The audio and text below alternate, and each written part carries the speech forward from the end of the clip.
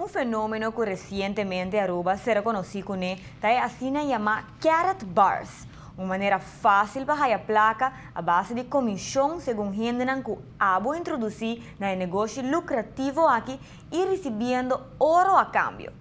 Well, essa aqui tem percepção de pueblo da zona maneira pirâmide. E a pergunta está agora, essa aqui está quadra com verdade? Pirâmide é algo ilegal, yeah? Kiko está assim com carrot bars não é pirâmide, está para sobrar pirâmide não por brinqueda 5 anos, em porque para 4 anos. Pirâmide também está and gone. Kiko carrot bar está? E manejo aqui está uno legal? Quem está na instituição financeira legítimo? Está algo beneficioso de verdade ou é outra estafa? Vai saber muito mais disso aqui de uma próxima edição de Notícia Buenoche.